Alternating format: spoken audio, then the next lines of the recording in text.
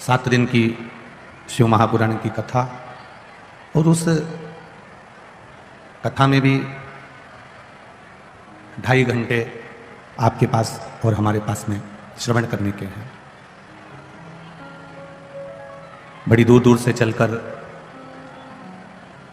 500, 700, 1000 रुपए खर्च कर यहाँ तक पहुंचे हो, तो निवेदन है इस कथा में आपका चित्त, आपका मन, आपकी बुद्धि जितनी देर कथा में बैठो, जितनी देर भगवान की भक्ति में बैठो, जितनी देर आप शिव महापुराण की कथा को श्रवण करने के लिए बैठे हो, उतनी देर आपका चित्त परमात्मा में लगा होना चाहिए। तेरी कृपा बिना ना हिले एक भी लेते हैं श्वास, तेरी कृपा से तनु तनु। बखान क्या करूं मैं राखों के ढेर का, चपटी भभूत में खजाना कुबेर का। हे गंगाधार मुक्ति द्वार ओमकार तू, भोले ओमकार तू। आयो शरण तिहारी शंभु तार तार तू। हम उसकी शरणागति में बैठकर जितनी देर हम भगवान का भजन करें, जितनी देर हम उसका स्मरण करें, उतनी देर हमारी चित्त वृत्ति उस परमात्मा में लगी हुई होना चाहिए। उतनी देर हमारी डोरी उस भगवान से बंधी होना चाहिए। लाखों की संख्या में आप लोग आए हो, जहां जगह मिले वहां बैठकर कथा सुनो। कंकर शंकर की स्मरण कर कर भूमि पर बैठो, कथा के रस तत्व को ग्रहण करो। एक बात अपने जीवन में उतारिए, ये मानव का शरीर जो मिला है, मनुष्य की जो देह मिली है, इस देह में पुण्य भी बहुत होंगे और पाप भी बहुत होंगे। इसका यह अंदाजा ना लगाया जाए कि आप केवल पुण्य ही संचय कर पाएंगे या पुण्य ही एकत्रित कर पाएंगे। कुछ स्थान हमारे संतों ने हमको दिए हैं जहां पर हमसे अनायासी पाप हो जाते हैं। झाड़ू लगाते समय छोटे छोटे जीव मर जाते हैं, उसका पाप माथे चढ़ जाता है। पैदल चलकर हम कहीं जाते हैं, अपने पांव के नीचे छोटे छोटे जीव मर जाते हैं, उसका पाप माथे चढ़ जाता है। अग्नि जलाते हैं, पतंगे जल जाते हैं, उसका पाप माथे चढ़ जाता है। बर्तन धोते हैं, कपड़े धोते हैं, उसमें छोटे छोटे जीव मर जाते हैं, उसका पाप माथे चढ़ जाता है। ऐसे कई स्थान, एलईडियां चालू करवाओ, एलईडियां पीछे की। ऐसे कई स्थान, और पीछे आवाज भी तेज कर दो, बिल्कुल पीछे की। ऐसे कई स्थान हैं, ऐसी कई जगह हैं जहां हम ना सोचे तो भी पाप कर्म हमारे सम्मुख में आ जाता है। हम कितना भी विचार करें तो भी वो पाप कर्म हमारे सामने पहुंच जाता है। शिव कथा कर रही है, भगवान शंकर का संवाद कर रहा है। दुनिया का कोई व्यक्ति, दुनिया का कोई मानव सर्वगुण संपन्न नहीं हो पाता। उसके पुण्य भी हैं तो उसके पाप भी हैं। पर शिव महापुराण की कथा कहती है, जैसे अनायास किया गया पाप हमारे माथे पर रहता है, हमारे मस्तक पर रहता है। पर जब आप शिव महापुराण की कथा में जाते हो, जब आप शिवालय जाते हो, जब आप देवालय जाते हो, किसी संत, किसी सदगुरु भगवान के चरणों में जब आप जाते हो, या किसी सत्संग में आप पहुंचते हो, शिव महापुराण में आप पहुंचते हो, जैसे मंदिर में प्रवेश करते ही, सत्संग में प्रवेश करते ही, सत्संग में पहुंचते ही, संत के द्वार पहुंचते ही, शिव महापुराण में पहुंचते ही हम अपनी चप्पल पादुका बाहर छोड़ देते हैं। उसी तरह जब कोई संसार का मनुष्य भगवान की कथा में जब पहुंचता है तो उसका पाप अपने आप ही बाहर छूट जाता है, वो भीतर निर्मल पहुंचता है, निर्मल। एक बात आप लोगों से कहना चाहेंगे, 3 घंटे की कथा में आधा घंटा आशीष जी ले लेते हैं, 2.5 घंटा बचता है। जो लोग बीच बीच में खड़े हो जाते हैं या किसी को कष्ट देते हैं, उनसे निवेदन है आप लोग बैठकर दूसरे को तकलीफ ना दें। आप लोग आराम से बैठकर कथा का रस तत्व ग्रहण करें। जहां जगह मिल जाए वहां बैठ जाओ। 2.5 घंटे की कथा में इधर उधर, ये बहुत दूर दूर से आए हैं, बड़ी आस लेकर आए हैं कि बाबा झोली भरेगा, खाली नहीं भेजेगा, तो इनकी आस पूर्ण हो, यह विश्वास लेकर भक्ति, कोई भी मानव है, कोई भी मनुष्य है, कोई मानव की शरीर में है, कोई मानव की देह है, उसने पुण्य भी उतना करा है और पाप भी उतना करा। सर्वगुण संपन्न दुनिया में कोई नहीं हुआ। परशु महापुराण की कथा कहती है, माना मनुष्य के शरीर में अवगुण होते हैं, माना मानव की देह में अवगुण विराजमान होते हैं, पर शिव कथा कह रही है, देवादिदेव महादेव का संवाद कर रहा है। शंकर भगवान माता पार्वती जी से अमर गुफा में बैठकर अपना एक शब्द कहते हैं कि पार्वती, मानव की देह में अवगुण होते हैं, माना होते हैं, पर श्रेष्ठ वही होता है जो अवगुणों को भी एक और किनारा कर कर गुणवान बनने का प्रयास करे, भगवान की शरणागति प्राप्त करने का प्रयास करे। होंगे वो, मैंने तेरे ही भरोसे बाबा, तेरे ही भरोसे हवा बिच उड़ती जावांगी, बाबा डोर तो छड़ी में कटी जावांगी, भोले मैं तेरी पतंग, शंभू मैं तेरी पतंग। हम जब उसकी शरणागति की ओर जाएं, हम जब उसके भजन की ओर जाएं, हम जब उसके कीर्तन की ओर जाएं, तो ये विचार कर कर जाना कि हम अवगुणों की खान है, पर मेरा मालिक, मेरा प्रभु, मेरा राम, मेरा कृष्ण, मेरा शिव मुझे अपनाएगा और एक साधारण से लोहे के टुकड़े को भी वो एक कोहिनूर हीरा बना सकता है, ये निश्चित है। पहले कथा में कहा, आज फिर कहते हैं, नाली में, गटर में, गड्ढे में, कीचड़ में अगर कोई बच्चा गिर जाता है तो लोग उसको निकाल जरूर देंगे, पर उसको अपने गले से नहीं लगाएंगे। दुनिया के लोग गटर में गिरे हुए बच्चे को निकाल लेंगे, दुनिया के लोग नाली में पड़े हुए बच्चे को निकाल लेंगे, दुनिया के लोग खड्डे में पड़े हुए बच्चे को निकाल लेंगे, पर उसको गले से कोई नहीं लगाएगा। गले से अगर बच्चा कितना भी गंदा हो गया हो, गटर में गिर गया, नाली में गिर गया, खड्डे में गिर गया, कितना भी गंदा हो गया हो, उस बच्चे को अगर गले से लगाती है तो या तो उसकी माँ लगाती है या उसका पिता लगाता है, इसके सिवाय कोई। उसी तरह जैसे गटर में गिरे हुए बच्चे को माँ और पिता अपने गले से लगाते हैं, उसी तरह कहीं काम में, कहीं लोभ में, कहीं आसक्ति में, कहीं वासना में, कहीं तृष्णा में, कहीं मोह में, कहीं लोभ में, कहीं काम में, कहीं गलत विचारों में डूबे हुए मनुष्य जब भगवान के पास में जाता है, भोलेनाथ के मंदिर में एक लोटा जल चढ़ाने जाता है, जब कहीं शिव महापुराण की कथा में पहुंच पाता है, जब कहीं परमात्मा की भक्ति में पहुंच पाता है, तो ये तो लोभ में, ये आसक्ति में, तृष्णा में, ये वासना में, ये आसक्तियों में इतना कीचड़ में फंसा हुआ होता है, इसके बाद भी मेरा देवादिदेव महादेव उसको अपने गले से लगा ही लेता है। माता और पिता अपने बच्चे को, भले वो नाली में पड़ा हो, गटर में पड़ा हो, अपने बच्चे को गले से लगाते हैं, उसी तरह परमात्मा भी लगाता है। महाराज गोस्वामी तुलसीदास जी जब जन्म लिए तो गोस्वामी तुलसीदास जी के जन्म लेते से ही उनके पिताजी बड़े विद्वान, बड़े ज्योतिषाचार्य, और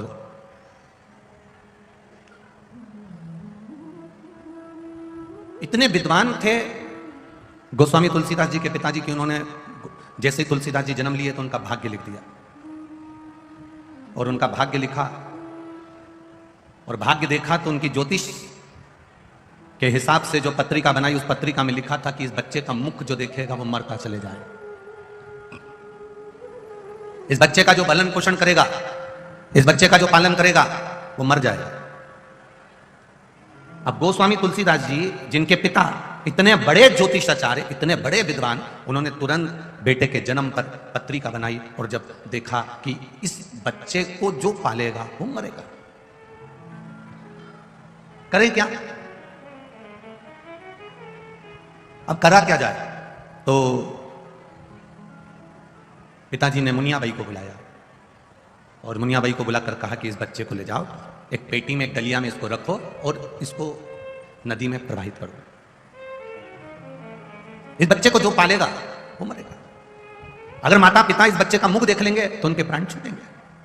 अब जो मां ने बेटे को हृदय से लगाया, कुछ समय के बाद मां शांत हो गई, पिता ने उस बच्चे को देखा, संभाला तो पिता शांत हो गए। मुनियाबाई को लगा कि इस बच्चे को कहां फेंकूंगी, ब्राह्मण की संतान है, इसको मैं पाल लेती हूं, तो मुनियाबाई भी शांत हो गई।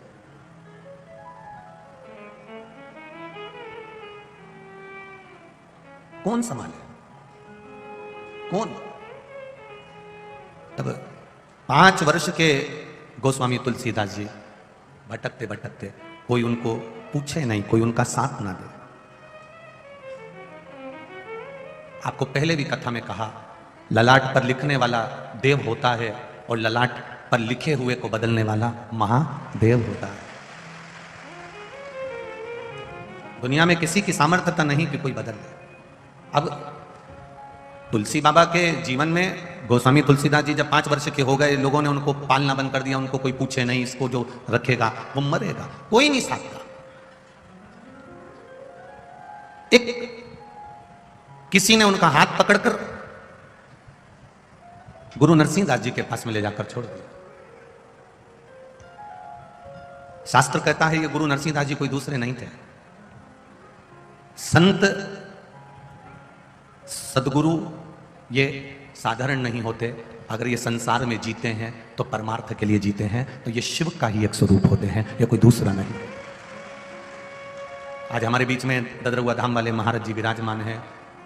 जंगल में भी श्री हनुमान जी की सेवा करते करते उन्होंने जंगल में भी बाबा को ऐसी भक्ति करी कि वो जंगल भी मंगल हो गया। ये संत हो, ये सदगुरु, ये एक आनंद का विषय हो। महाराज गुरु नरसिंह दास जी के पास में किसी व्यक्ति ने ले जाकर छोड़ दिया तुलसीदास जी को। नरसिंह दास जी को सूचना दी कि इस बच्चे का जो पालन करता है वो मरता है। अब कोई नरसिंह दास जी कोई साधारण तो थे नहीं, शिव का एक अवतार, संत सदगुरु, मार्ग दिखाने वाला।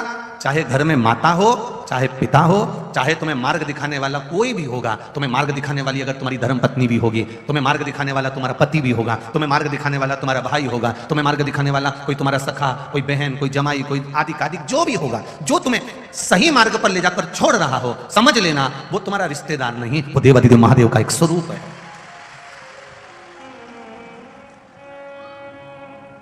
केवल मेरे देवाधिदेव महादेव ने विष नहीं पिया, विष पीने वाले एक और है, वो है आपके घर में रहने वाले आपके माता पिता। वो भी दिन रात विष पीते हैं। जैसे महादेव विष पीते हैं, वो भी रोज विष पीते हैं। किसी ने कुछ कह दिया, उन्होंने सुन लिया, किसी ने कुछ बोल दिया, उन्होंने सुन लिया। ये एक जहर पीना एक साधारण सी बात है, और दुनिया के ताने सुनकर उसको निगल जाना ये बड़ी विशेष बात है, बड़ी विशेष। केवल साधारण सा विष पी लेना एक अलग बात हो जाती है, पर पूरी दुनिया के ताने, अपशब्द, गालियां, आड़ा टेढ़ा कोई कहे और उसको कोई पी ले, इसमें कोई एक आनंद की अनुभूति हो, ये शिव ही कर सकता है। शिव के सिवा कुछ, ये देवाधिदेव महादेव ही कर सकते हैं, उनके सिवा कोई। शिव कथा कर रहे हैं। अब गुरु जी के पास में ले जाकर छोड़ दिया। गुरु जी कौन? शिव के अवतार, शंकर का एक स्वरूप श्री नरसिंह दास जी। उन्होंने पकड़ लिया। लोग कह रहे हैं कि इसका मुख जो देखता है, इसका साथ जो देखता है, वो मर जाता है। कई लोग कह रहे हैं यहां भागा है। एक नगर में एक राजा रहता था, उस नगर में एक व्यक्ति रहता था, उसका मुख जो दिखता था, उसको दिन भर खाने को कुछ नहीं मिलता था। लोग कहते थे यह भागा है, यह भाग्यविहीन है, यह भागा है, यह भाग्यविहीन है। दुनिया के लोग कहते हैं कि इसके भाग्य में, इसका मुख जो देखेगा ये मुंह बेकार है, इसका जो मुख देखता है उसको खाने को नहीं मिलता। राजा के पास सूचना मिली। राजा ने कहा ऐसा हो नहीं सकता। क्या संसार में कोई ऐसे लोग होते हैं कि जिसका मुंह देखो तो खाने को नहीं मिलता, दिन भर भूखे देना पड़ता है? हाँ महाराज, ऐसे भी होते हैं। राजा ने कहा बुलाओ उसको, आज सुबह से मैं उसका मुंह देखूंगा, उसको रात भर मेरे भवन में सुनाओ, सुबह उठूंगा मैं उसका मुंह देखूंगा। राजा के भवन में उसको सुलाया। राजा उठा, उठते से उस व्यक्ति का मुंह देखा। मुंह देखने के बाद राजा अपने काम में लग गया। राजा जब अपने काम में लग गया, इतना काम करता रहा, इतना काम करता रहा। रानी ने 4 बार खबर करवाई, भोजन कर लो, आता हूं, भोजन कर लो, आता हूं। सुबह से लेकर शाम हो गई, रात हो गई, राजा को एक निवाला खाने को नहीं मिला। इतनी व्यस्तता हो गई, इतनी व्यस्तता हो गई, इतने काम में लग गया कि एक निवाला तक नहीं खा पा रहा। जब निवाला नहीं खाया, राजा को क्रोध आ गया। रात्रि कोई उसने सभा बुलाई और सभा में कहा इस खोड़ले का मैंने मुंह देखा तो मुझे दिन भर खाने को कुछ नहीं मिला। सही में हमारे राज्य में खोड़ला है, मुंह देखो तो सुबह से खाने को नहीं मिलता। एक काम करो, इसको फांसी की सजा दे दो, ले जाओ इसको फांसी की सजा दो। उस व्यक्ति को ले जाने लगे दूत, हंसने लगा वो ठहाके लगाकर, खूब मुस्कुराने लगा ठाके लगाकर, खूब हंसने लगा ठाके लगाकर। राजा ने रोका, रुक, तू हंस क्यों रहा है? तेरा हंसने का कारण क्या है? उसने कहा महाराज आप मुझे खोड़ला कह रहे हो, पर देखा जाए तो आपसे बड़ा दुनिया में कोई खोड़ला नहीं होगा। राजा ने कहा तो मुझे खोड़ला कह रहा है? हाँ आप मुझे खोड़ला कर रहे हो, अगर देखा जाए तो आपसे बड़ा दुनिया में कोई खोड़ला नहीं होगा महाराज, क्योंकि मैंने सुबह से आपका मुंह देखा था और मुझे फांसी की सजा मिल रही है। आपसे बड़ा दुनिया में कोई खोड़ला नहीं होगा। गुरु नरसिंहदास जी को लगा कि ये बालक का मुख देखना और बालक को रखना और जो रखेगा इसको पालेगा वो मरेगा। तो नरसिंहदास जी ने कहा ये नहीं होता, ये हो ही नहीं सकता। अरे भगवान जिसको जन्म देता है, मेरा विश्वनाथ, मेरा भोलेनाथ, मेरा त्रिकालदर्शी, जिसको पृथ्वी पर भेजता है उसको गुण देकर भेजता है, अवगुण देकर नहीं भेजता। आपको पहले भी कथा में कहा, आपके कमरे में, आपके कक्ष में, आपके रूम में ये इतने लाखों की संख्या में लोग आए हैं। आपसे पूछना चाहूंगा, इसमें से कितने लोग हैं जो अपने कमरे में कबाड़ा रखते होंगे? कितने लोग हैं जो अपने कमरे में अटाला रखते होंगे? कोई ऐसी माता नहीं, कोई ऐसा भाई नहीं जो अपने कमरे में, अपने रूम में कबाड़ा रखता हो, बेकार सामान रखता हो, किसी फालतू सामान को पटक कर रखता हो, कबाड़े को रखता हो, अटाले को रखता हो। अटाला रखने के लिए, कबाड़ा रखने के लिए अलग से एक रूम बनाया जाता है, अलग से उसको पटक दिया जाता है। कोई अपने कमरे में अटाला नहीं रखता, कबाड़ा नहीं रखता। जब तुम अपने कमरे में अटाला नहीं रखते, कबाड़ा नहीं रखते, तो ब्रह्म लोक ब्रह्मा का है, वैकुंठ लोक मेरे विष्णु भगवान का है, और यह मृत्यु लोक मेरे महादेव का है। तो यहां भी वो अटाला नहीं रखता, वो अच्छी कीमती चीजें रखता। जब ये पूरी पृथ्वी मेरे महादेव की है, मृत्यु लोक मेरे महादेव का है, तो इस पृथ्वी पर वो कबाड़ा क्यों रखेगा, वो अटाला क्यों रखेगा? मृत्यु लोक में भगवान उसी को जन्म देता है जिसके अंदर कुछ गुण होता है, जिसके अंदर कुछ कीमत होती है, जिसके अंदर एक आनंद की अनुभूति होती है, जिससे वो प्रयोग कर सकता है और अपने जीवन को सार्थक बना सकता है। आप पृथ्वी पर जन्म लिए हो, मृत्यु लोक में आपका जन्म हुआ है, पृथ्वी पर अगर आप जन्मे हो तो समझ लेना कि आप बहुत किस्मत वाले हो और कीमत वाले हो, जिसको महादेव ने आपको पृथ्वी पर रखा है। कीमत वाले को और किस्मत वाले को भगवान पृथ्वी पर रखता है। जिसकी किस्मत ही नहीं है, जिसकी कोई कीमत ही नहीं है, भगवान उसको रखता ही नहीं, मां के गर्भ में ही उसको शांत कर देता, माता के गर्भ में से निकलने नहीं देता। अटाला यहां आएगा, पड़ा रहेगा, कोई मतलब नहीं, जिसकी कीमत हो उसी को रखा जाए। आप समझ लेना आप कितने किस्मत वाले हो और कितने कीमत वाले हो। कई लोग कहते हैं हम बड़े परेशान हो गए, हम तो मर जाएं तो अच्छा, हम तो मर जाएं तो अच्छा। एक बात याद रखना, मरने की मत सोचना, सोचना ये कि हमारे अंदर वो कौन सा गुण है जिसको हम प्रकट करें। ऐसा कार्य अपने जीवन में करें, इतनी मेहनत करें, इतने काम में डूब जाएं कि अपने आप को हम निखार लें, और निखारेंगे तो आगे बढ़ते चले जाएं। हम अपने आप को निखारेंगे तो आगे बढ़ेंगे।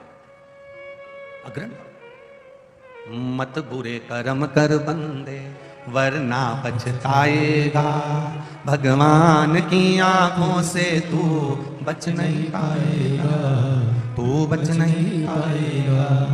अरे ओ अज्ञानी मत कर नादानी, तेरे कर्म का फल भी तू ही पाएगा, जैसा किया तूने तेरे आगे आएगा।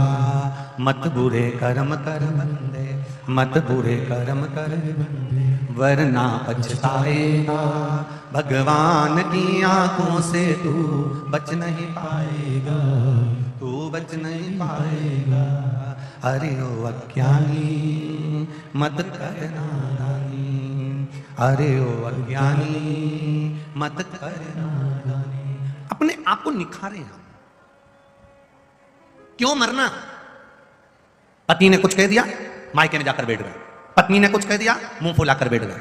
क्यों मुंह फुलाना? कितना भी झगड़ा हो जाए, कितनी भी लड़ाई हो जाए, कितने भी ताने दे दिया जाए, कितना भी अपशब्द कह दिया जाए, पर बात कभी बंद न करी जाए, करते रहो। कोई बुरा भी कर रहा है ना तो उससे दूरी बना लो, पर बात बंद नहीं कर। दूरी बना लो, ठीक है, वो अपना काम करेगा, पर अपने को, अपने शब्द बोलना बंद नहीं करना। वो करेगा, उसके कर्म का दंड वो भोगेगा। आप अच्छा करते चलो। वो एक लाइन आप लोग हमेशा गुनगुनाते रहते हो कि ज्योत से ज्योत जगाते चलो और प्रेम की गंगा बहाते चलो। तुलसीदास जी को नरसिंहदास जी का सत्संग प्राप्त हो गया। लोगों ने कहा इसको जो पालेगा वो मर जाएगा, या भागा है, इसको जो पालेगा वो मरेगा। इसके पिता ने इसकी पत्रिका बनाई है, इसके पिता ने, ज्योतिष आचार्य ने इसकी पत्रिका बनाई है। इसको जो ने पाला वो मर गया। नरसिंहदास जी ने कहा चिंता मत करो, अभी तक इसको इंसान पाल रहे थे, मनुष्य पाल रहा था, अब इसको महादेव पाल रहा है, अब नहीं मरे। बहुत दुखी हो जाओ, बहुत तकलीफ में आ जाओ, बहुत कष्ट में अगर तुम्हारी जिंदगी निकल रही है तो समझ लेना अभी तक आपको मनुष्य पाल रहा था। अब आप शिव जी के मंदिर में अगर एक लोटा जल चढ़ाने के लिए जा रहे हो तो यह विश्वास मानना कि अब तुम्हें महादेव पालेगा, अब तुम दुखी नहीं रहोगे। आप शिव के मंदिर तक, आप शिवालय तक एक लोटा जल चढ़ाने के लिए जा रहे हो, शंकर की चौखट पर पहुंच रहे हो, शिव के पास अगर आप पहुंच रहे हो तो ये अंदाजा आपकी जिंदगी में होना चाहिए कि अब तुम्हें पालने वाला कोई दूसरा नहीं, अब तुम भागे नहीं, अब तुम्हें सोचना नहीं, अब तुम्हें रोना नहीं, अब तुम्हें महादेव पर जो जल चढ़ाया है, जिस हाथ से तुमने कलश पकड़ा, लोटा पकड़ा और उससे जल चढ़ाया, तुम्हारा वो हाथ अब महादेव ने पकड़ कर रख लिया है। अब तुम्हें डूबना नहीं है, अब वो पकड़कर साध लेगा, वो साधेगा। कई लोग कहते हैं गुरुजी शंकर जी की आराधना में, शिव जी के मंदिर में, कथा में हमारा मन नहीं लगता। हम उनसे कहते हैं तुम्हारा मन तुम्हारी बीवी में तो लगता। बोलो लगता कि नहीं लगता? अरे बोलो जम के, लगता। तुम्हारा मन तुम्हारे बच्चों में तो लगता, तुम्हारा मन तुम्हारी दुकान में तो लगता, तुम्हारा मन तुम्हारी गाड़ी में तो लगता, तुम्हारा मन तुम्हारे सोफा सेट पे तो लगता, तुम्हारा मन तुम्हारे घर में तो लगता, तो फिर भोलेनाथ में क्यों नहीं लगता? जैसे पत्नी नहीं आई और तुमने उसको समय देना प्रारंभ करा, समय देना प्रारंभ करा तो तुम्हारा मन उसमें लगा, उसी तरह महादेव को समय दोगे तो उसमें भी लगना प्रारंभ होगा। बच्चे ने जन्म लिया, बच्चे को तुमने गोदी में लिया, उसको थोड़ा समय दिया। कहीं कहीं पिता अपने पुत्र को समय नहीं देता तो पुत्र भी पिता की गोद में जाते से रोने लगता है, क्योंकि समय नहीं दिया। अगर पिता ने पुत्र को समय दिया है तो पुत्र में उसका मन लगेगा और पुत्र का मन पिता में लगेगा। पत्नी को समय दिया है तो पत्नी में मन लगेगा और पत्नी का मन भी पति में लगेगा। भाई को समय दिया है तो भाई का मन भाई में लगेगा और भाई का मन भाई में लगेगा। तुमने समय दिया कहां है? तुम तो मंदिर जाते हो केवल सिर की उतारने के लिए जाते हो कि एक लोटा जल चढ़ाना है, बस जल चढ़ाया, धड़ धड़ धड़ धड़ धड़ धड़ भागे और सारी दुनिया भर का काम लेकर गए। आलू भी खरीदना है, टमाटर भी खरीदना है, ये भी खरीदना, वो भी खरीदना है। भगवान के मंदिर तो कम गए थे, मार्केट करने ज्यादा गए थे कि वहां जा रहे हैं तो जल चढ़ा के आ जाएंगे। एक सिर की उतारी है केवल। कई लोग तो घर में भी यही करते हैं। क्या कर रहे हो? तो कहा बस पूजन कर रहे हैं। पूजन कर रहे हो? हाँ, क्यों कर रहे हो?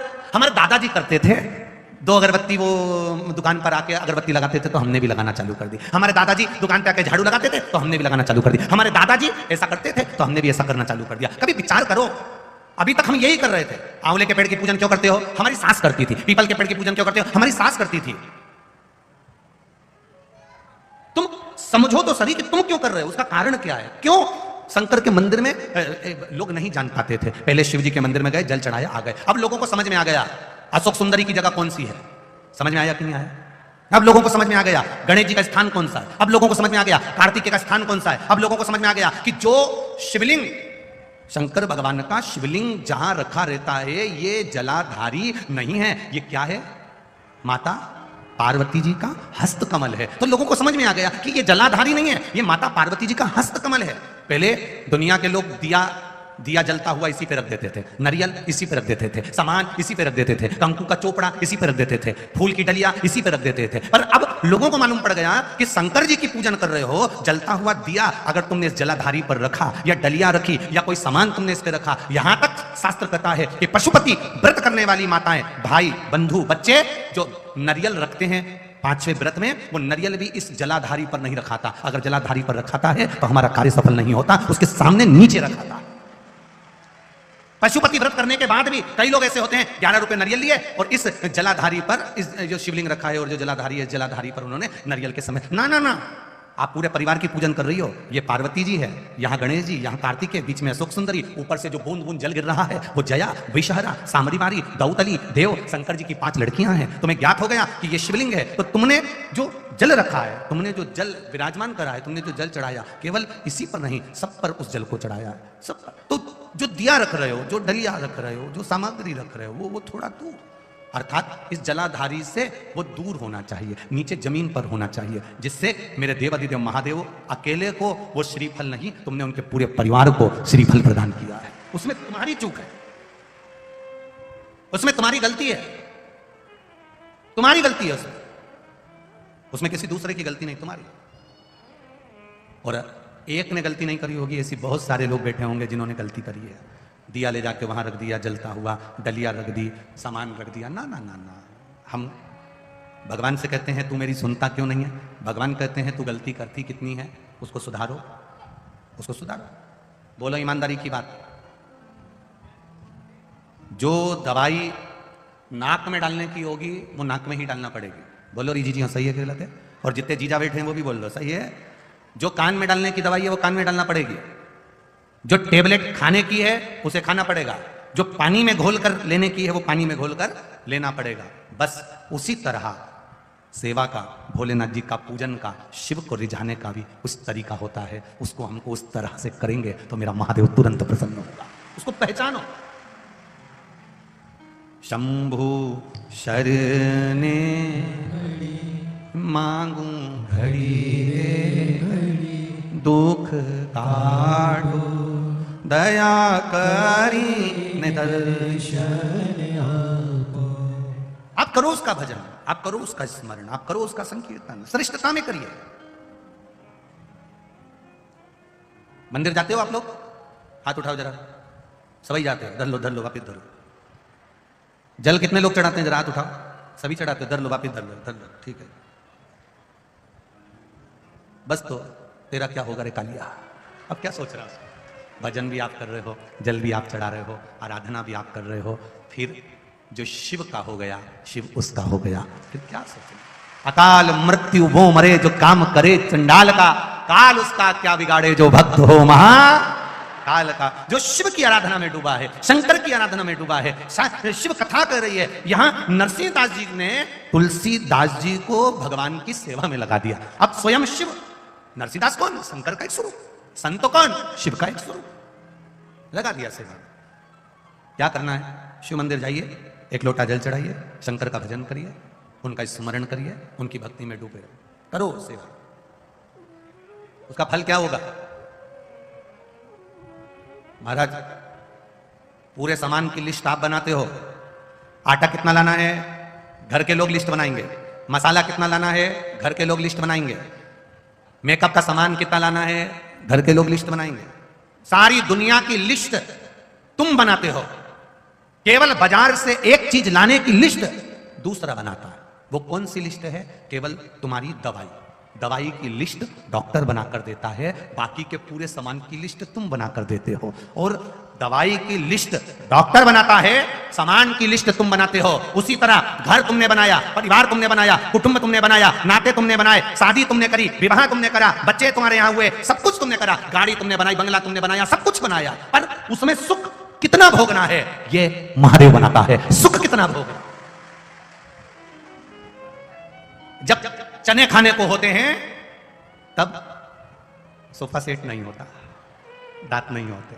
जब दांत होते हैं तब बोलो, जम के बोलो, चने नहीं होते। जब सुख की जिंदगी जीने का समय आता है, सब तरह से ऐश और आराम की जिंदगी हो जाती है, तब भगवान फिर परीक्षा लेना प्रारंभ कर देता है। परीक्षा, फिर धीरे धीरे धीरे धीरे परीक्षा लेता है। सुख की जिंदगी जब हो जाती है, सुख का, गाड़ी आ गई, बंगला आ गया, कोठी आ गई, धन दौलत आ गई, संपदा आ गई, सत्ता आ गई, जब तुम्हारा वैभव सब जगह पर फैल जाएगा, सारा सुख हो जाएगा, सारी सत्ता हो जाएगी, सारा धन हो जाएगा, सारी संपदाओं से तुम परिपूर्ण हो जाओगे, तब परीक्षा की घड़ी प्रारंभ हो जाएगी। अब लिस्ट वो बना, वो जन्म कहीं पर भी लो, खाओ कहीं पर भी जाकर, रहो कहीं पर भी जाकर, पर कौन से शमशान में आग लगेगी ये तो महादेव ही निश्चित करता है कि कहां जाकर प्राण छूटेंगे और कहां पहुंचेगा। कोई दूसरा निश्चित नहीं करेगा, करेगा वही करेगा। मेरे भोले तेरा सहारा है, मेरे भोले तेरा सहारा है, मेरी नैया का तो किनारा है, मेरी नैया का तो किनारा है। उसने तुम्हारे लिए क्या लिखा ये उसके ऊपर है। ये कागज पर पत्रकार जब लिखते हैं, अखबार छपता है, कागज एक ही है, इसी कागज पर अखबार छपा, इसी कागज पर सब कुछ लिखा गया। बाद में अखबार छपने के बाद ये कागज तुमने पढ़ लिया, पढ़ने के बाद 2 रुपए किलो में बिक गया, बिकने के बाद ऐसे काट कर उसमें पोया और समोसा बिक गया। बोलो सही है कि गलत है? जम के बोलो जरा, बिका कि नहीं बिका? कागज एक ही है, उसी कागज को बस अखबार छपा, उसको पढ़ा, 2 रुपए किलो में बिका, कटकर पोया और समोसा उस कागज पर बिक गया। और वही कागज गीता प्रेस गोरखपुर में चले गया और उस पर गीता रामायण लिखा गई, तो वो 2 रुपए किलो में नहीं बिका, उसकी कीमत बढ़ गई। कागज वही है जिस पर अखबार लिखाया गया, कागज वही है जिस पे न्यूज लिखाई गई, कागज वही है जिस पे कुछ काव्य लिखाया गया, और कागज वही है जो गीता प्रेस गोरखपुर में जाकर उस पर रामायण, भागवत, गीता, शिवपुराण लिखाई गई। अर्थात वो कागज भी जब भगवान का नाम उस कागज पर लिखा जाता है तो उस कागज की भी कीमत बढ़ जाती है, वो 2 रुपए किलो में नहीं बिकता। वो कागज 2 रुपए किलो में नहीं बिकता, उसकी कीमत बढ़ गई। क्यों? क्योंकि भगवान की शरणागति में पहुंच गया, उस पर राम नाम, कृष्ण नाम, शिव नाम अंकित हो गया। जिस पर परमात्मा का नाम अंकित हो जाता है फिर उसकी कीमत परमात्मा ही जानता है कि कितना कीमत वाला हो गया। आप शिव जी के मंदिर जाना चालू कर दो, शंकर के शिवालय जाना चालू कर दो, 1 लोटा जल बिना स्वार्थ के चढ़ाना चालू कर दो, कीमत तुम्हारी वो बनाएगा कि कितने कीमत वाले बना सकते। वो बना लेगा अपने आप, आपको नहीं जाना, आपको नहीं ढूंढना। एक पत्र आया है, देखिए।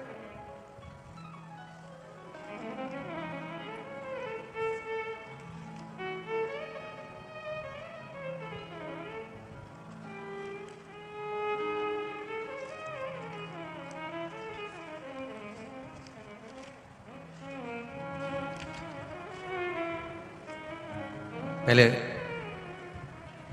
उस व्यक्ति के फोटो देख लो जिसका पूरा भेजा, पूरा सिर फूट चुका था और उसके पूरे सिर में टांके ही टांके हैं।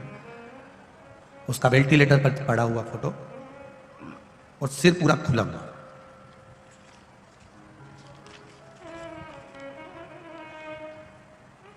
मैं नेहा गोस्वामी अपने पति और बच्चों के साथ रोहटा रोड मेरठ में रहती हूँ। कहीं बैठी हो तो हाथ हिलाइएगा। नेहा गोस्वामी, कहीं बैठी हो? आज थोड़ा भीड़ भी ज़्यादा है, हो सकता है आप लोग इधर उधर बैठे हो, ध्यान में नहीं आवे, फिर भी जहाँ बैठी हो वहीं पर अपने हाथ हिला दीजिएगा। मैं नेहा गोस्वामी, गुरुजी उनकी पोस्टिंग लेह की थी, तभी 24 अगस्त को बाजार जाते समय, 24 अगस्त 2022 को बाजार जाते समय उनका एक्सीडेंट हो गया और पूरा सिल उनका फूट चुका। शरीर में काम करना बंद करा, उनको कोई ले जाकर हॉस्पिटल में डाल दिया। गुरुदेव, डॉक्टरों ने देखा तो उन्होंने भी कह दिया इसका ऑपरेशन करना पड़ेगा, पूरा भेजा खुल चुका है। वेंटिलेटर पर डाला, आईसीयू में रखा, ऑपरेशन की समय आ गया।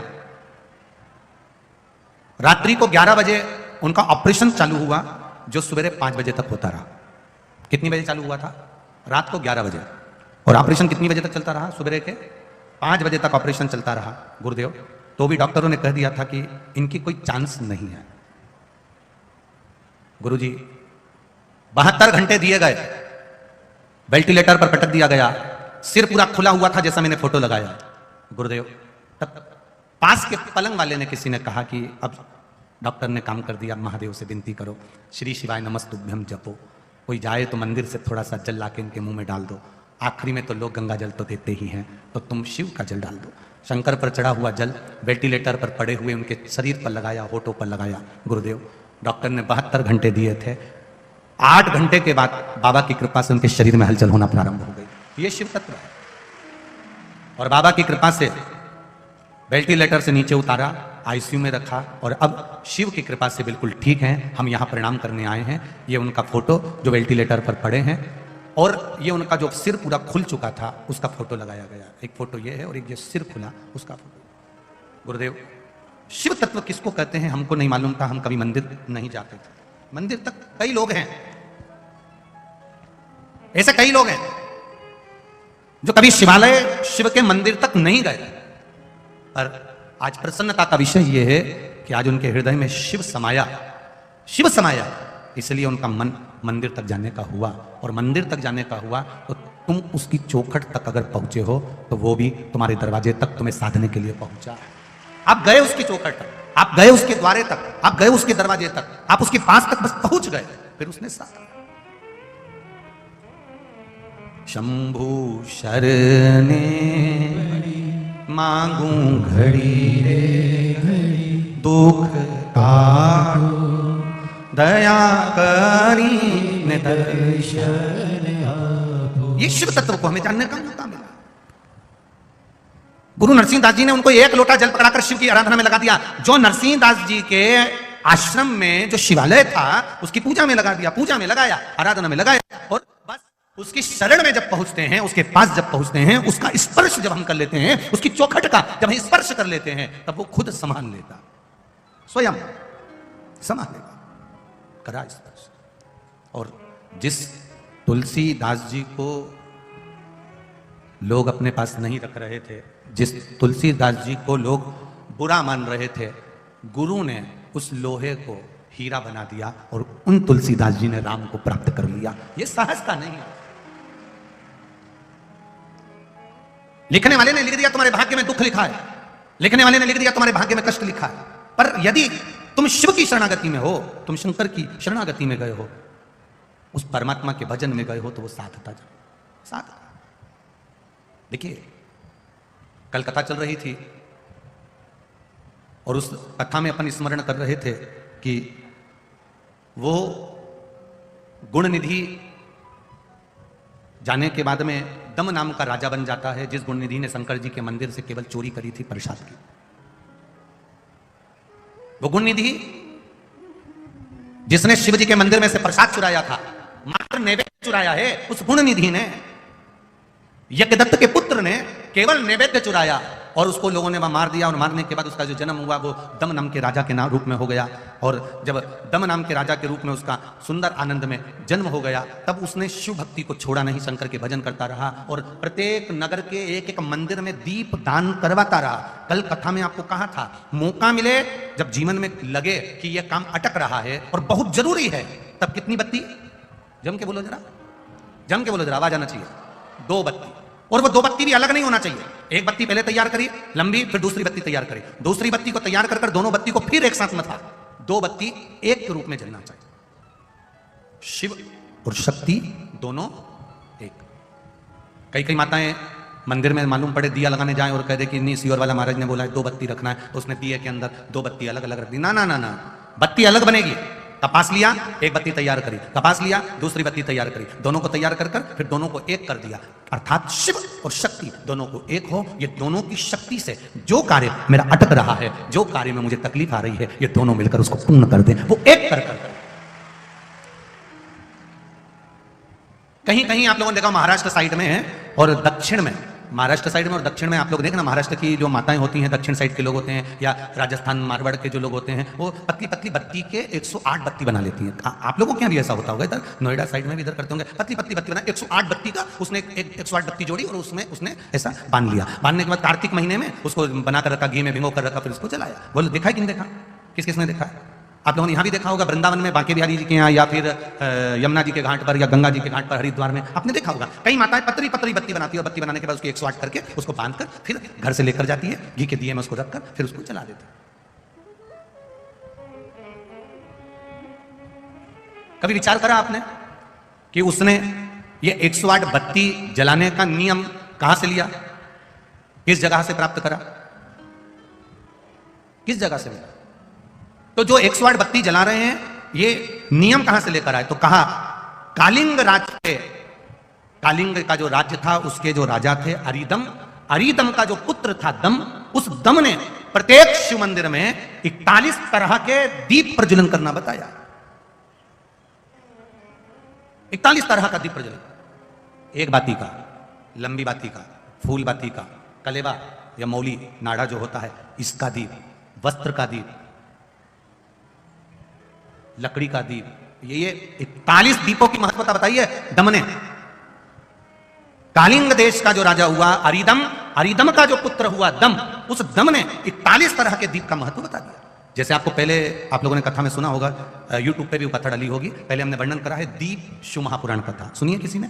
अगर सुनी होगी तो उसमें आपने सुना होगा गोल बत्ती, लंबी बत्ती, चौकोर दिया, गोल दिया, इसका भी वर्णन करा। फिर हमने बीच में वर्णन करा था कार्तिक महीने में गोल तुलसी का क्यारा, चौकोर तुलसी का क्यारा, षड आकृति का तुलसी का क्यारा। बोलो सुना है कि नहीं सुना? सुना है ना आप लोगों ने? तो उसमें वर्णन आता है एक एक चीज का। तो राजा दम, कालिंग देश के राजा अरिदम का पुत्र दम, जब अरिदम मर गए, अरिदम के प्राण छूट गए, तब दम राजा का राज्य आ गया। और दम राजा का राज्य आया जो पूर्व में गुणनिधि था, वो गुणनिधि जिसने शंकर जी के मंदिर से केवल नैवेद्य चुराया था, ये दम बनकर जन्म गया, ये राजा बनकर बैठ गया। 41 तरह के दीपों का महत्व वर्णन कर दिया। अब दो बत्ती का महत्व आपको बताया। एक बत्ती का महत्व आप जानते हैं, यूट्यूब पर फूल बत्ती का डला हुआ है, मौली बत्ती का डला हुआ है, लकड़ी का, तुलसी की लकड़ी का, बेल लकड़ी का, ये सब उसमें डले हुए हैं, आपने स्मरण करिएगा। अब जो आप लोगों ने देखा कि 108 बत्ती का उन्होंने दीप बनाया और गंगा जी के घाट पर, यमुना जी के घाट पर, या शिवालय में, देवालय में, कहीं हनुमान जी के मंदिर पे, कहीं राम जी के मंदिर में, कहीं कृष्ण के द्वार पर, कहीं पवित्र जगह पर, तीर्थ में उसको लगाया। तो दम की कथा कर रही है। कालिंग राज के राजा दम ने ये 108 बत्ती का दीप क्यों बनाया, आखिर इसको जरूरत क्या पड़ गई? अब आज के जमाने में आप कुछ भी करते हो ना, तो लोगों को लगता है किसी ने बताया होगा तो कर रहे हैं। ना ना ना ना, आप कुछ कर रहे हो तो उसके पीछे कारण हो सकता है। आखिर 108 बत्ती, लंबी बत्ती बनाना, पतली पतली बत्ती बनाना, फिर उसको इकट्ठा करना, फिर धागे से लपेटना, घी में डुबोना, फिर दिए में लगाकर उसको जलाना, गंगा जी के घाट पर, यमुना जी के घाट पर, या कहीं पवित्र नदी के घाट पर, या किसी तीर्थ में जाकर उसको जलाना, उसका कारण क्या है? ये साधारण मंदिरों में उसको नहीं जलाते, वो तीर्थ में, पवित्र मंदिर में, कोई पुण्यवान बहुत प्राचीन, वहां उसको जलाए। उसका कारण क्या है? तो कहा, दम नाम के राजा का संवाद कहता है, कालिंग राज के उस नगर में जब चारों तरफ हाहाकार मच गया और दूसरे राज्यों ने आक्रमण करना प्रारंभ कर दिया, दूसरे राज्य जब आक्रमण कर रहे,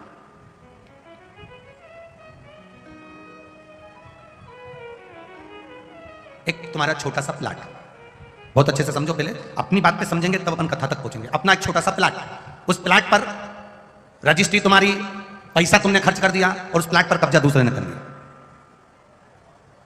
एक छोटी सी जगह, और छोटी सी जगह तुमने चलाते चलाते चलाते चलाते 8 साल हो गए, 10 साल हो गए, 10 साल में तुमने उसको जमा लिया, जमाते जमाते जमाते जमाते अब दूसरे को लगने लगा कि ये जगह मुझे मिलना चाहिए क्योंकि इस पे व्यापार अच्छा हो रहा है, इसमें कमाई अच्छी हो रही है, क्या करना चाहिए, ये जगह मेरी होना चाहिए। इधर से भी प्रेशर आया, इधर से भी प्रेशर आया, सामने से भी प्रेशर आया, चारों तरफ से जब आक्रमण होने लगता है हर जगह से, जैसे एक बीमारी व्यक्ति को है, एक छोटी सी बीमारी व्यक्ति को है, और वो छोटी सी बीमारी, अब डॉक्टर ने कह दिया हमको लग रहा है ये बीमारी छोटी नहीं है, ये बीमारी बड़ी हो सकती है, हो सकता है ये बीमारी और बड़ी हो। एक पत्र आया, उस पत्र से अपन समझते हैं।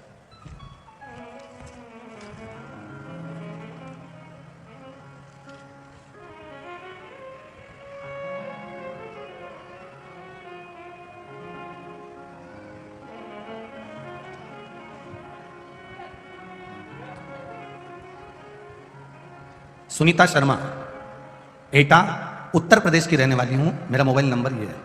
सुनीता शर्मा कहीं बैठी हो तो हाथ हिलाइएगा, दोनों हाथ। सुनीता जी शर्मा कहीं बैठी हो तो दोनों हाथ ऐसे हिला देना, अगर कैमरे वालों को दिख जाए तो ठीक है, अगर कहीं दूर बैठी हो तो कोई बात नहीं। सुनीता शर्मा, एटा, उत्तर प्रदेश की रहने वाली हूं गुरुदेव। 15/2/2023 को बाबा के धाम कुबेरेश्वर धाम आई थी, रुद्राक्ष नहीं मिल पाया था, पर मैं बाबा को प्रणाम कर आ गई थी गुरुदेव। 2020 से बाबा की भक्ति में लीन हूं। 2020 में ही मुझे कैंसर बीमारी हो गई थी, डॉक्टर ने 4th स्टेज का कैंसर बोल दिया था गुरुदेव। 4th स्टेज का जब कैंसर हुआ, डॉक्टर ने कुछ दिन दिए थे, कुछ समय दिया था कि ये इतने महीने तक जिंदा रहेगी, उसके बाद चली जाएगी गुरुदेव। बचने की उम्मीद नहीं थी, डॉक्टर जवाब दे दिए थे घर में 2 बेटियां हैं गुरुदेव। भगवान से बस इतना प्रार्थना करती रहती थी पलंग पर पड़ी पड़ी, मुझे मार देगा पर मेरी बेटियों का क्या होगा, कृपा करना बाबा, एक मौका दे दे, बेटियों को मंगल विवाह कर दूं, इनकी शादी कर दूं। किसी की भी शादी नहीं हुई थी गुरुदेव, अगर मुझे उठा लेता तो इनका क्या होता। ऑपरेशन कराते कराते कैंसर का, घर की आर्थिक स्थिति भी बेकार हो गई थी। कैंसर एक जगह समाप्त होता, दूसरी जगह हो जाता, फिर ऑपरेशन करा। तभी आपकी कथा में आपने कह दिया 1 लोटा जल चढ़ाकर आचमन करना प्रारंभ करो। मैं आचमन भी करती और उसी को डालकर स्नान भी करती। बाबा की कृपा से बस एक ही प्रार्थना करती, कैसे भी मेरी बेटियों की जिंदगी बन जाए, तब तक रख ले। डॉक्टर ने 3 महीने दिए थे। आज 2020 से कथा सुनते सुनते, जल पीते पीते 2023 आ गया, बाबा ने मुझे बचा रखा। ये शिव तत्व है। और गुरुदेव, जो आर्थिक स्थिति खराब हुई थी, ऑपरेशन कराते कराते बाबा ने संभाला। बाबा ने मेरे घर में मेरी खुद की गाड़ी भी कर दी और व्यापार भी 4 गुना बढ़ा दिया। ये शिव तत्व है। ओ घड़ी, अब इसको समझें।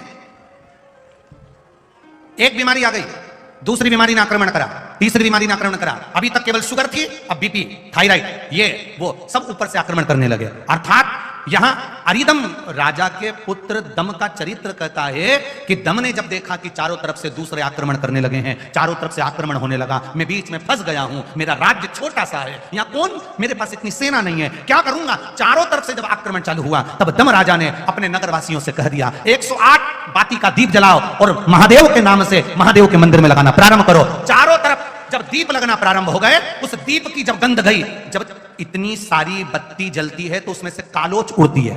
करें दर्शन, अरे बोलो जम के, जब बत्ती जलती, इतनी बत्ती जलेगी तो उसकी कालोच उड़ेगी। वो कालोच जब उड़कर चली तो काल अधिपति स्वयं मंदिर से बाहर निकलकर सारी सेना का संहार कर रहा। तब उस 108 बाती की महत्वता को दम राजा से लिया।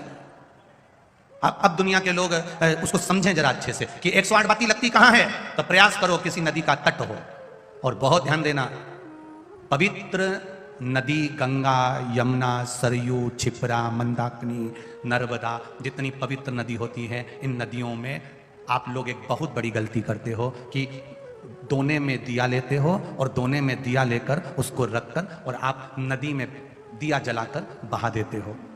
शिव महापुराण की कथा इसकी महत्वता नहीं कहती। शिव पुराण कहती है गंगा माँ है, नर्मदा माँ है, छिपरा माँ है, सरयू माँ है। तुम्हारी सास कहीं बैठी हो, एक काम करना, जैसे तुम गंगा जी में दिया रख देती हो पानी में, सरयू जी में दिया रख देती हो पानी में, उसी तरह सास के सिर पे दिया जला के धर दो। बोलो, धर सकते हो? जब धीरे धीरे दिए में आग लगेगी, दिया जलते जलते दोने में आग लगेगी, दोना जलेगा और तुम्हारी सास का फिर सिर जलना प्रारंभ होगा। अच्छा लगेगा? नहीं। गंगा में दिया छोड़ा, दिया जलते जलते हवा में दोना जला, दोना जला तो वो गंगा का जल में चोट पहुंची। गंगा कहती है तो पुण्य कमाने आई थी और मुझे आग लगा के जा रही है। पवित्र नदी को शुद्ध रखिए, उसमें पवित्रता का विशेष ध्यान रखिए। यहां तक शिव महापुराण की कथा कहती है अपने स्नान के कपड़े भी अगर तुम घाट पर किसी के कहने पर छोड़ कर आ रहे हो, कई लोग कोई कह देता है तुम्हारे ऊपर ये रोग लग गया, तुम्हारे ऊपर ये बीमारी हो गई, नदी में नहाने जाना, अपने कपड़े छोड़कर जाना। पहले तो वो महाराज ढूंढो जिसने कहा कि पवित्र नदी पर अपने कपड़े छोड़कर आओ। नदी को हमेशा, पवित्र नदी को पवित्र रहने दो। मेरे राम जी जब चित्रकूट होते हुए चले गए, मेरे राम जी जब अयोध्या से लंका तक गए, बीच में इतनी पवित्र नदी पड़ी थी, मेरे राम जी ने एक जगह पर अपने वस्त्र को नहीं छोड़ा, न वस्त्र को पानी में निचोड़ा। मेरे राम जी ने स्नान करा, स्नान कर कर पानी ले जाकर दूर अपने वस्त्र को निचोड़ा, कहीं ये मेरे वस्त्र का पानी पवित्र नदी में ना चले जाए। वो मेरे राम थे जो मार्ग बताते जा रहे थे। और आज के जमाने में लोग एक जनी ने दिया जला के छोड़ा, बड़ी खुश हुई, वो भेरिया वो भेरिया वो भेरिया वो भेरिया वो भेरिया इतनी दूर तक चले गया। अब गंगा जी ने भी कह दिया अब की तो आ गई, अगली बार आ, अगली बार आ। इतनी प्लानिंग करिए, हरिद्वार जाऊंगी, हरिद्वार जाऊंगी, हरिद्वार जाऊंगी, हर बार प्लान बनाती थी, बद्रीनाथ जाऊंगी, केदारनाथ जाऊंगी, हर बार प्लान बनाती थी, अब की बार जाऊंगी, अब की बार जाऊंगी। भगवान घर में ऐसी बांधा ला के रख देता कि तुम्हें हरिद्वार तक बुलाता ही नहीं। अब सोचती मैं बस एक ही बार होके आई, फिर तो मेरा जाना ही नहीं हुआ। कभी तुमने गंगा जी से पूछा कि बार बार जाना क्यों नहीं हो रहा? गंगा जी खुद नहीं बुला रही, आग लगा के चली जाएगी। गंगा जी खुद नहीं बुला रही। पवित्रता का ध्यान रखिए, हम उसकी शुद्धता का ध्यान रखिए।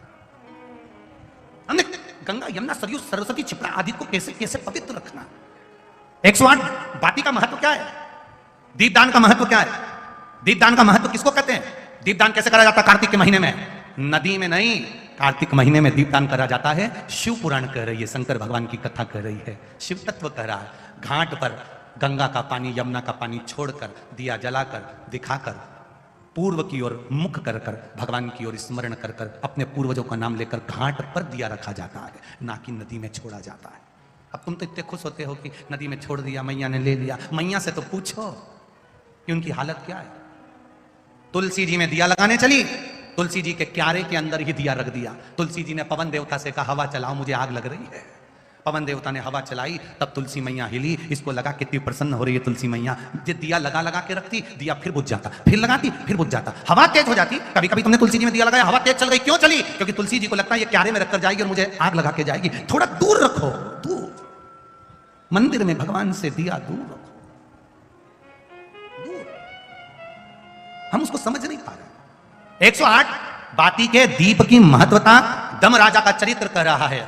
जब तुम्हें लगे कि 4-5 बीमारी घेर रही है, जब तुम्हें लगे कि ये तकलीफ आ रही है, जब तुम्हें लगे चारों तरफ से किसी ने घेर लिया, तब फिर किसी तीर्थ में, किसी नदी की पवित्रता में, किसी धाम में, किसी प्राचीन शिव मंदिर में, किसी देवालय में, किसी शिवालय में फिर जाकर, फिर उस दीप को कहकर बाबा दूर, मेरे भगवान से दूर, बहुत दूर लगा दिया।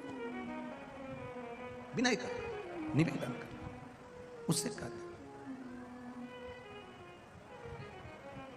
महाराज बस उसके स्मरण में हरिओम में ओम समाया है, मेरा भोला नगर में आया है।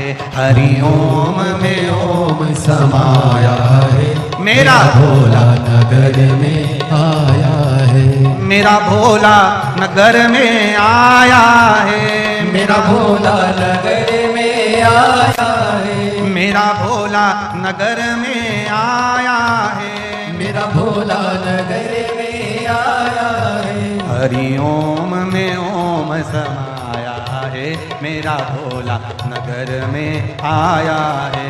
हरिओम में ओम समाया है, मेरा भोला नगर में आया है। मेरा भोला नगर में आया है, मेरा भोला नगर में आया है। मेरा भोला नगर में आया है, मेरा भोला नगर में आया है। हरिओम में ओम समाया है, मेरा भोला नगर में आया है। हरिओम में ओम समाया है, मेरा भोला नगर में आया है।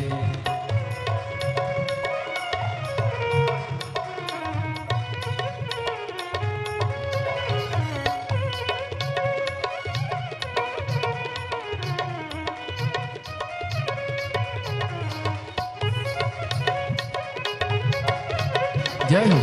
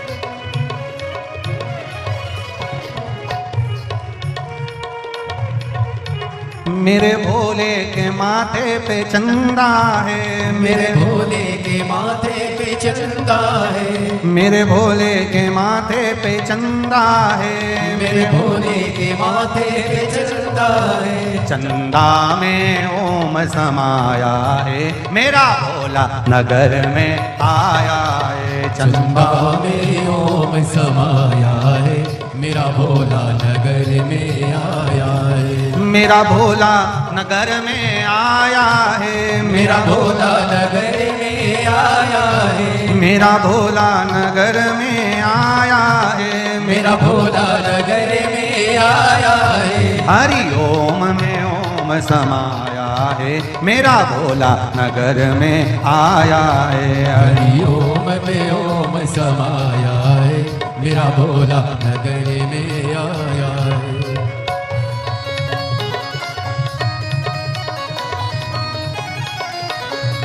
जय हो।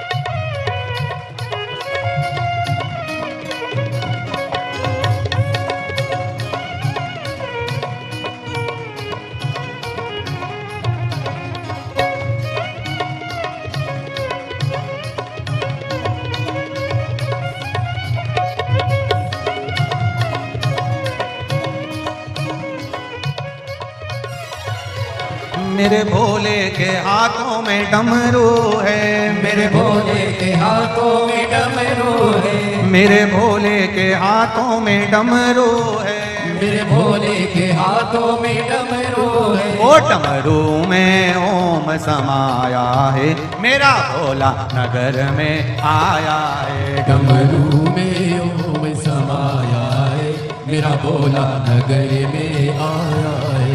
मेरा भोला नगर में आया है, मेरा भोला नगर में आया है, मेरा भोला नगर में आया है, मेरा भोला नगर में आया है। हरि ओम में ओम समाया है, मेरा भोला नगर में आया है। हरि ओम में ओम समाया है, मेरा भोला नगर में आया है। हो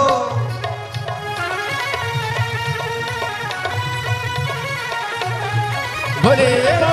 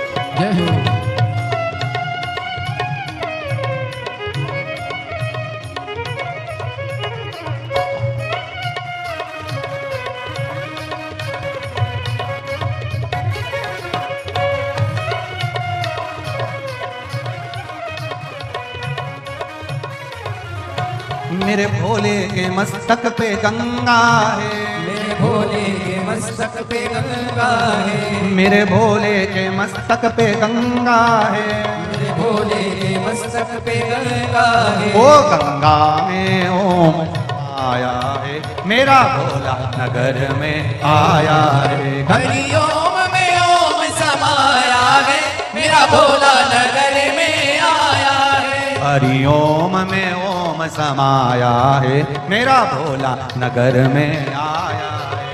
हरि ओम में ओम समाया है, मेरा भोला नगर में आया है। ओ मेरा भोला नगर में आया है, मेरा भोला नगर में आया है। ओ मेरा भोला नगर में आया है, मेरा भोला नगर में आया है। हे हरि ओम में ओम समाया है, मेरा भोला नगर में आया है। हरि ओम में ओम समाया है, मेरा भोला नगर में आया है। हरि ओम में ओम समाया है, मेरा भोला नगर में आया है। हरि हरि ओम में ओम समाया है, मेरा भोला नगर में आया है। हर हर महादेव। अपने स्थान पर बैठकर भगवान शिव से अपने हृदय की बात बड़े बाबा से दिल अपने भाव से अपनी जगह बैठ आनंद के साथ भगवान देवादिदेव महादेव से अपने हृदय की बात मूल मंत्र का स्मरण करते हुए भाव से बाबा से करें।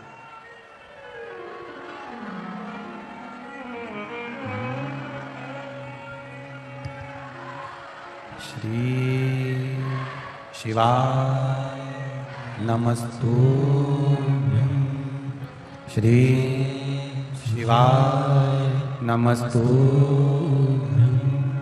श्री शिवाय नमस्तुभ्यं, श्री शिवाय नमस्तुभ्यं, श्री शिवाय नमस्तुभ्यं। भोला सब दुख काटो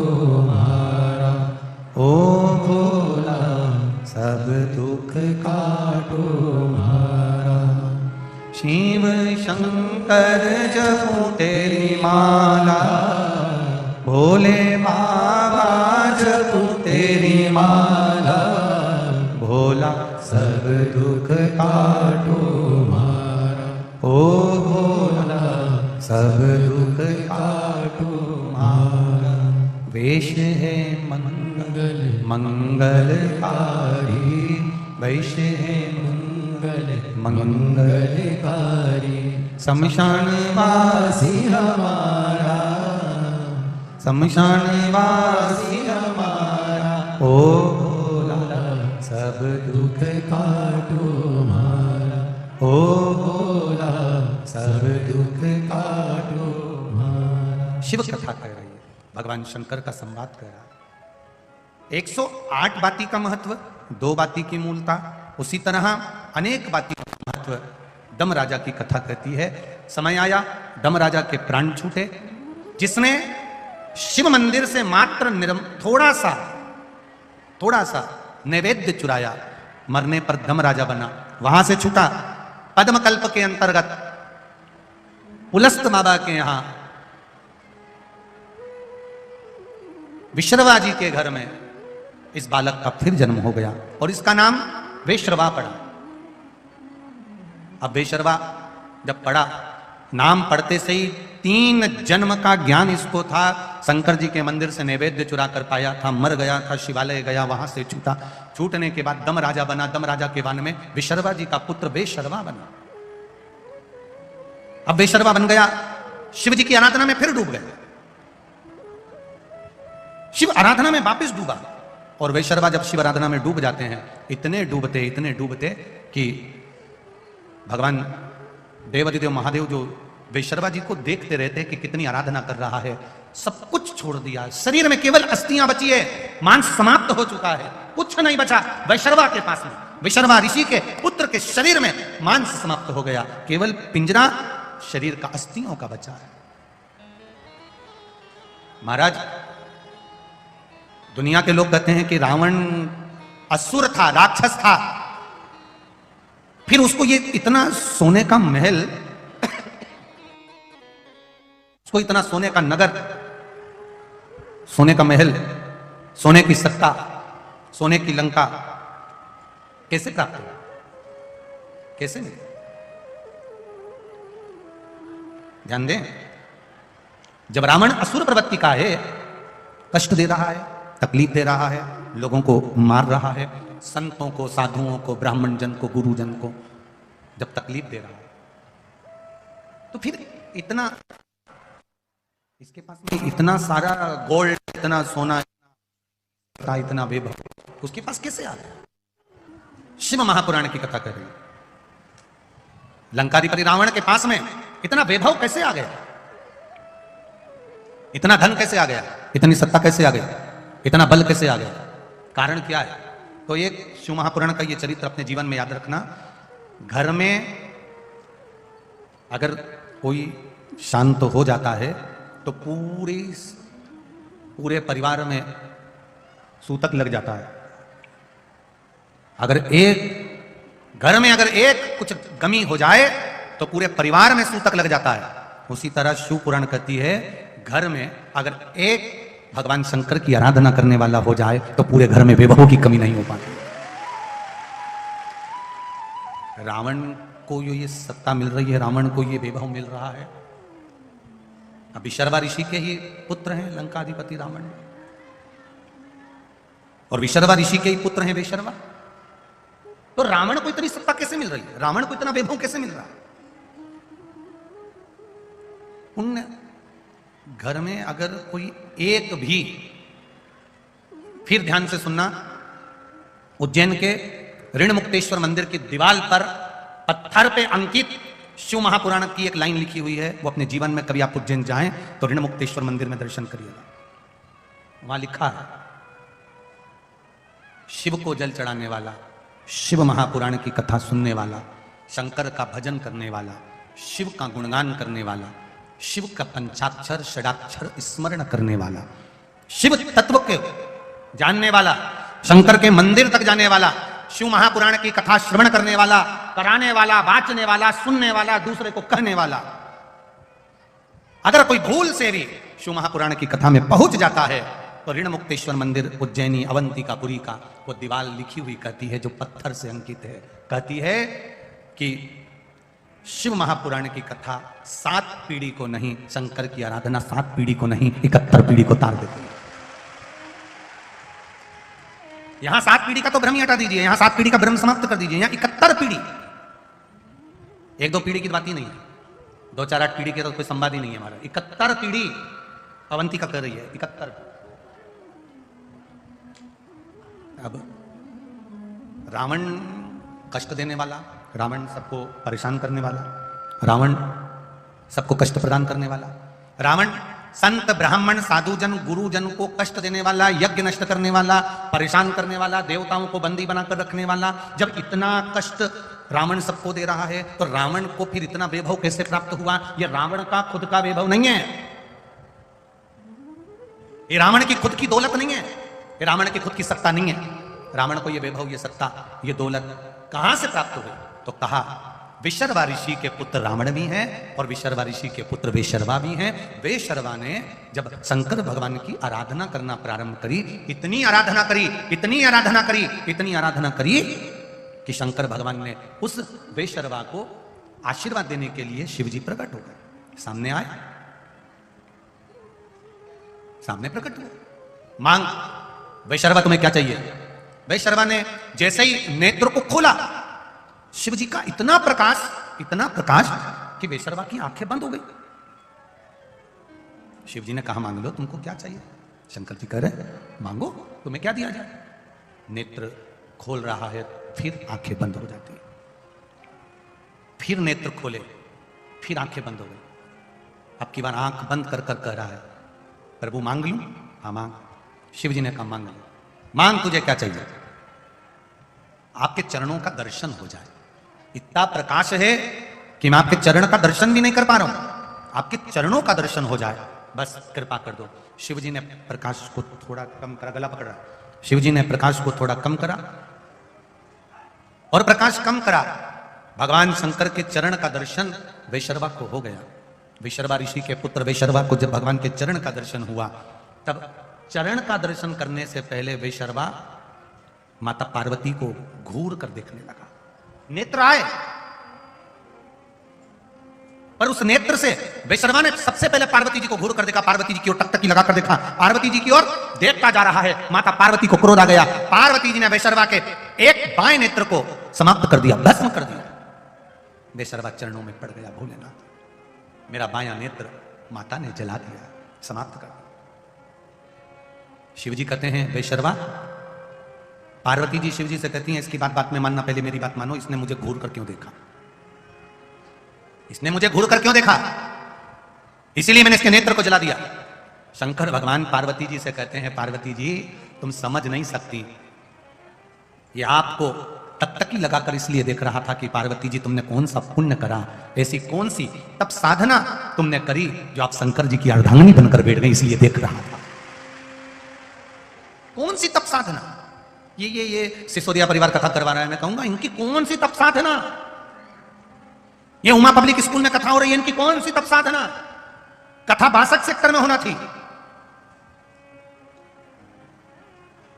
ये कथा ग्रेटर नोएडा के 62 सेक्टर में होना थी, नोएडा के, पर ये कथा वो 62 सेक्टर से चलकर अगर ये 11 नंबर में पहुंची है, इकोटेक में पहुंची है, ये उमा पब्लिक स्कूल में पहुंची है, तो जरा विचार करिएगा कौन सा पुण्य, ये सिसोदिया परिवार का कौन सा पुण्य होगा जो ये कथा करवा ली, और ये कौन सा पुण्य होगा जो कथा यहां हो गई। ये पुण्य, और उस पुण्य में भी 4 चांद लगाने के लिए ददरोवा धाम से संत जी हमारे बीच पधारे, संत हमारे बीच में विराजमान है। ये कृपा नहीं तो और क्या है? घर जाते जाते ऑटो में बैठकर, गाड़ी में बैठकर आप अपनी किस्मत को जरूर विचार करना कि मैंने कौन सा पुण्य करा था कि इतने दिन से टीवी पर कथा सुन रही थी, आज पंडाल में बैठकर कथा सुन ली थी। पुण्य कौन सा? वृंदावन तो मैं जाती रहती हूँ, यमुना जी में स्नान करने जाती रहती हूँ, हरिद्वार भी जाती रहती हूँ, पर ऐसा कौन सा पुण्य था जो सारे तीर्थ चलकर इस ग्रेटर नोएडा की 11 सेक्टर में पहुंच गए? वो पुण्य कौन सा? विचार करिए। दो पुण्य पर, एक शिव महापुराण की कथा में जाओ या टीवी पर कथा सुनो तो अपने आप को गौरव महसूस करना कि मैंने कोई पुण्य अच्छा करा था, और एक आपके घर में अगर बेटी जन्म ले ले, आपके घर में अगर बेटी का जन्म हो जाए तो अपने आप को गौरव महसूस करना कि सारे तीर्थ मेरे घर में जन्म ले, सारे तीर्थ। बेटी के पिता को, बेटी की माता को कभी किसी तीर्थ में जाने की जरूरत नहीं होती। अगर बेटी घर में जन्म ली है तो सारे तीर्थ उसके घर में आते हैं।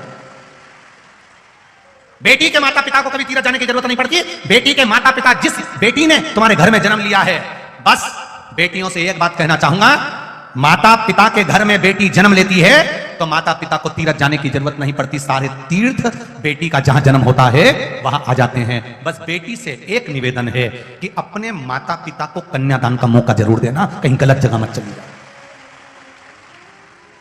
तुम्हारे जन्म से सारे तीर्थ बेटी के जन्म से आ जाते हैं। जिस दिन बेटी का जन्म होता है उस दिन घर में सारे तीर्थ आकर विराजमान हो जाते हैं। उस माता को धन्यवाद, उस पिता को धन्यवाद जिसके घर में बेटी का जन्म होता है।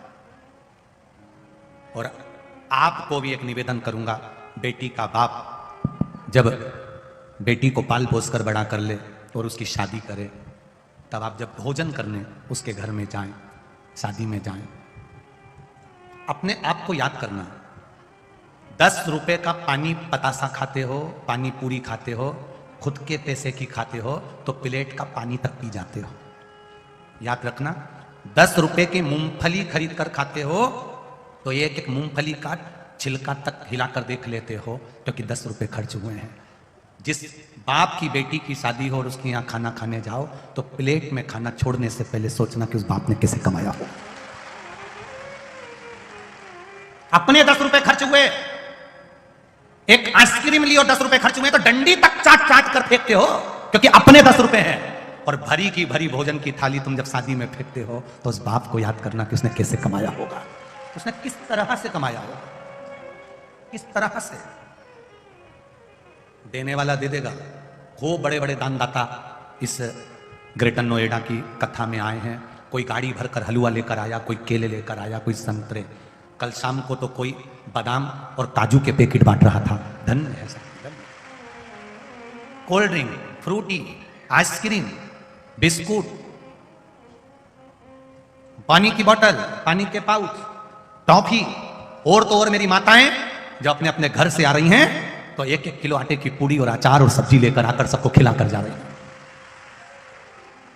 देने वाला दे रहा है, खिलाने वाला खिला रहा है, करने वाला कर रहा है। आपसे निवेदन है, आप शिव के रूप में कथा सुनने बैठे हो। शिव महापुराण की कथा करने वाला तुम रूका है और कथा का जजमान कौन है? ईश्वर जी, गोरा जी, शंकर जी और पार्वती जी। सिसोदिया जी तो निमित्त मात्र है। ये उमा पब्लिक स्कूल जहां कथा हो रही है तो निमित्त मात्र है। कथा तो मेरे महादेव कर रहे हैं और वही सुन रहे हैं, वही सुन रहे हैं।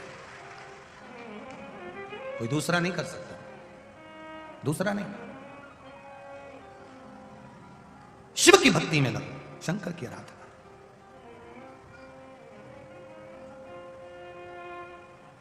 जब शिव भक्ति में लगोगे तो जीवन का एक आनंद पा जाओ। गौरवता महसूस करना, तुम्हारे घर में बेटी जन्म ले तो सारे तीर्थ आ गए। बेटी के कन्यादान में जब जाओ, भोजन करने के लिए जब जाओ तो स्मरण करना कि अपने पैसे खर्च होते हैं तो 10 रुपए की पानी पतासा का पानी भी पूरा पी जाते हैं। अपना पैसा लगता है तो मालूम पड़ता है कोई बेटी के बाप ने कैसे इकट्ठा करा होगा। 500 रुपए की थाली, 300 रुपए की, 700 रुपए की, 800 रुपए की भरी भराई फेंक दी। सोचो, गिनने से पहले सोचो। कभी विचार करिएगा कितना दान, कितना धर्म ग्रेटर नोएडा के जितने भक्त लोग यहाँ पर, जितने दूर दूर से गाड़ियां भर भर के सामान ला ला कर बांटे हैं। मेरा तो मन करता है नीचे उतर के आपको दंडवत करूं कि आपकी भक्ति कितनी प्रबल है। धन्य है साहब, साधुवाद। इतनी कथा करी पर ऐसा भाव, ऐसी श्रद्धा और ऐसा विश्वास किसी कथा में देखने को नहीं मिला, कहीं नहीं। धन्य, आपके खजाने आपने खोले हैं इन शिव भक्तों के लिए। मेरा भोलेनाथ भी कुबेर का खजाना खोल देगा तेरे लिए। तो दिल से सुनो, भाव से सुनो। कल कोई कह रहा था काजू और बादाम के पैकेट बना बना कर लाके बांट रहे हैं गुरुजी। इतना देसी घी का हलवा 4 बड़े बड़े कड़ाव भर के लेकर गाड़ी में आ गए और बांटते रहे।